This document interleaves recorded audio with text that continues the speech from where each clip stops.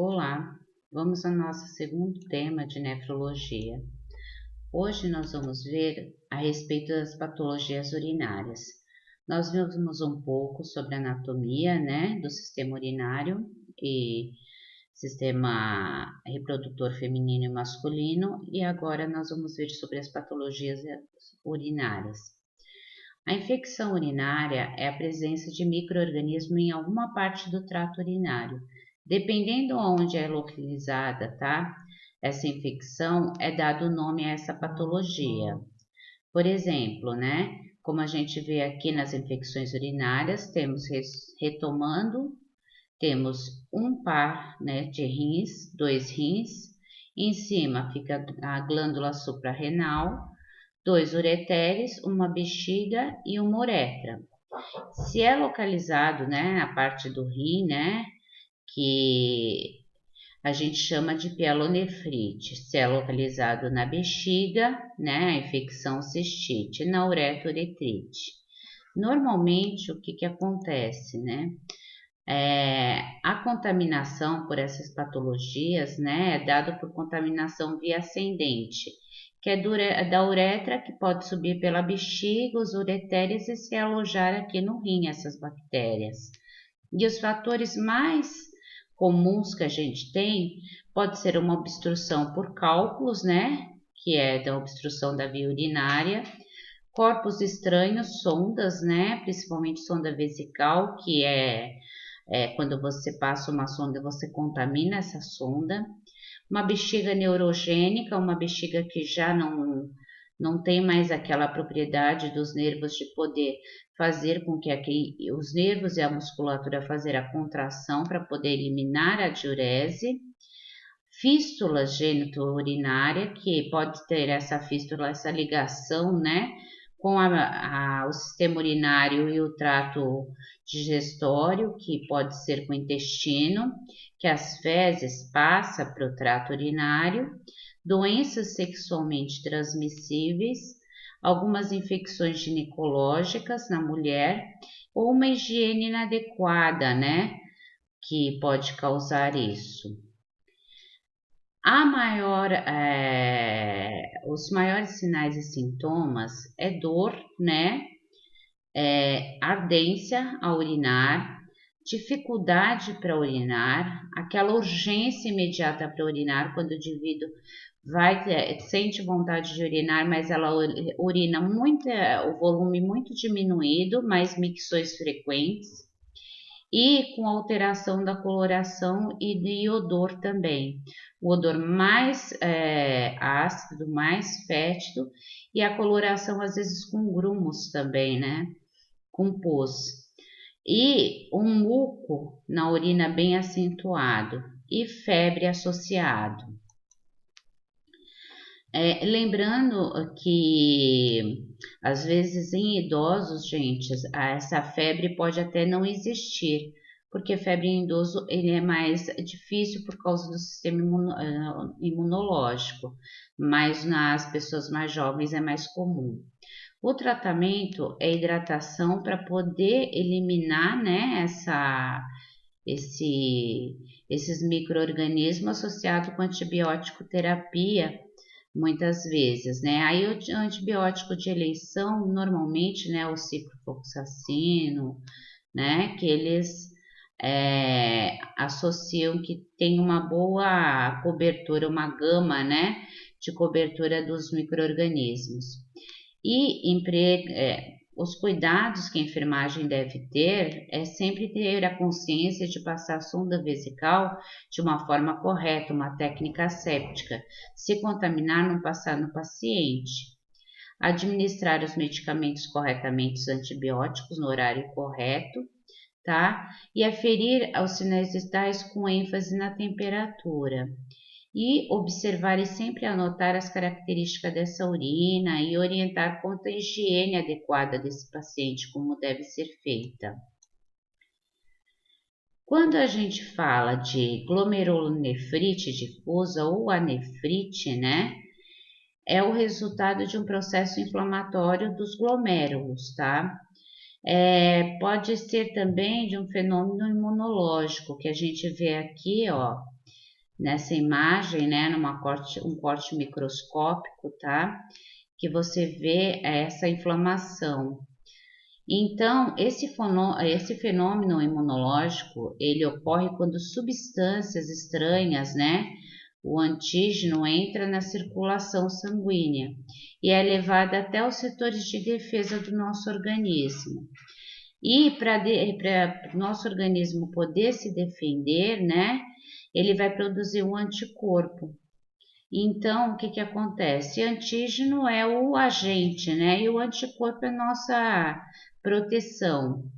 Então, a reunião desse complexo antígeno, né, que é o micro-organismo e anticorpo nossa defesa, pode depositar nos tecidos, né, nos glomérulos, uma lesão inflamatória.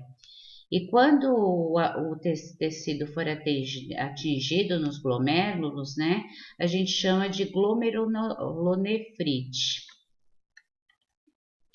As causas mais comuns, tá?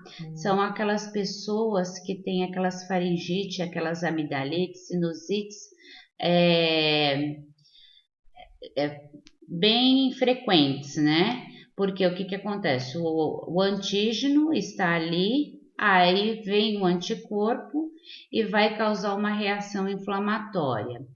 Ou também de certos medicamentos também, né? Que os sinais e sintomas mais comuns são as náuseas, os vômitos, uma fadiga, um cansaço, a cefaleia, a dor de cabeça, uma dor muito grande em região lombar, uma oligúria, uma diminuição da produção da urina, uma hematúria, né, que é definida como uma presença anormal de eritrócitos na urina, podendo ser microscópica, que você não consegue ver, só a nível de microscópio, ou macroscópica.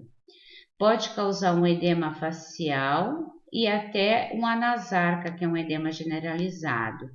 E com o aumento, né, desses metabólitos, tanto sódio e tudo mais, a hipertensão.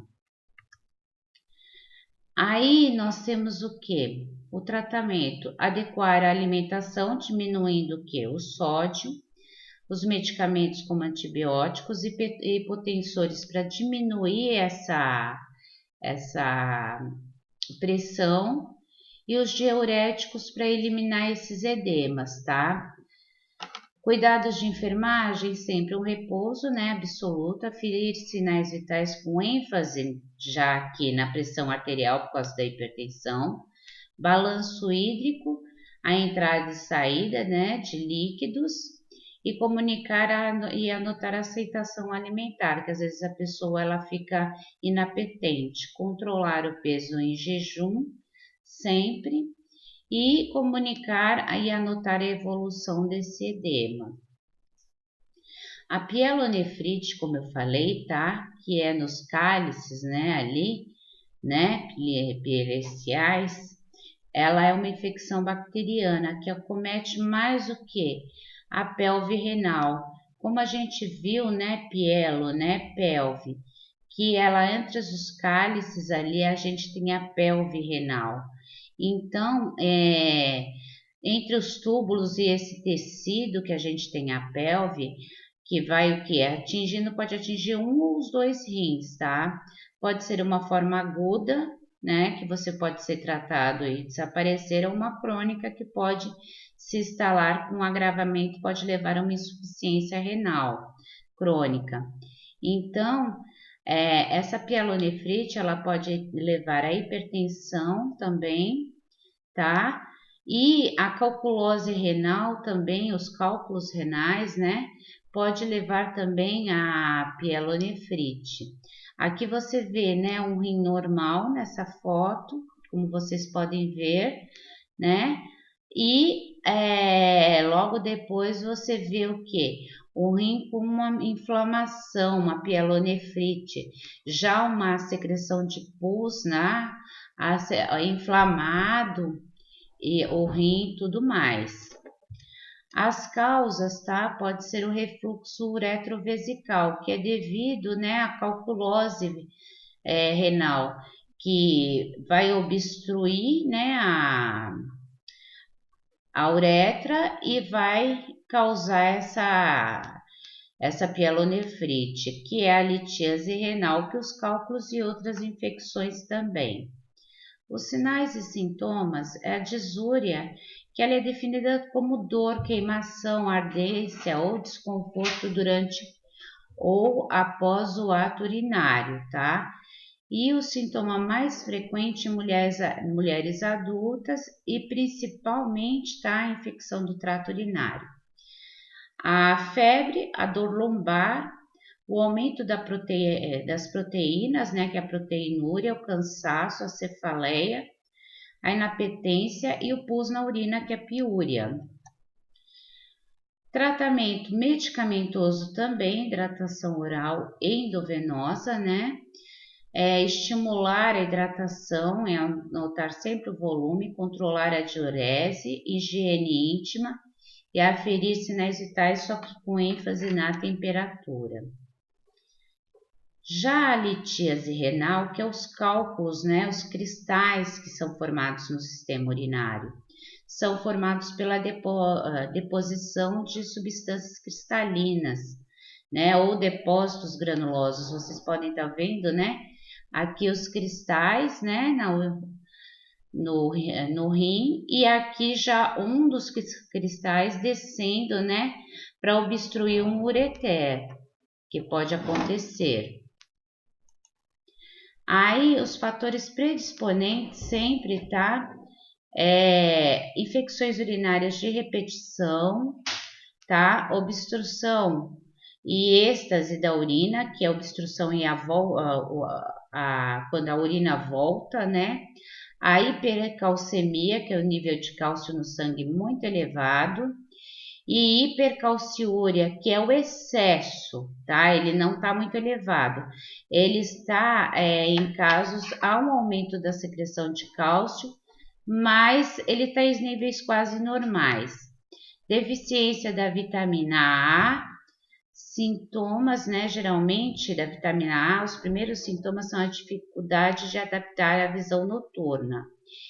Ou também a hereditariedade, a propensão de você poder ter essas patologias.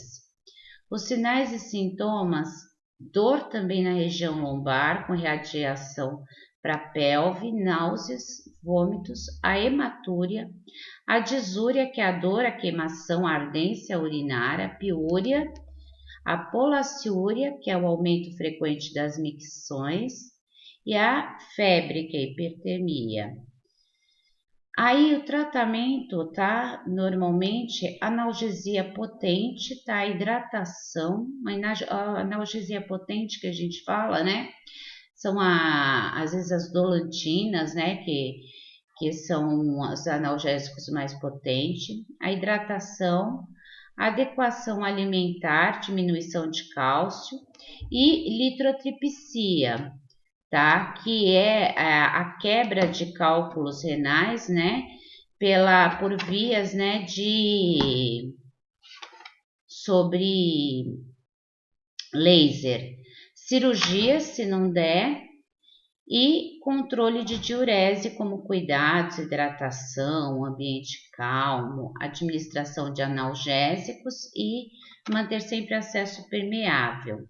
Aqui eu deixo os vídeos de apoio para vocês, que é sobre infecção, doença renal, sistema urinário, como formam os cálculos, complicação dos cálculos e como é feita uma litrotripsia extracorpórea, tá bom? E as atividades para ser respondida no fórum. Agradeço a participação de vocês.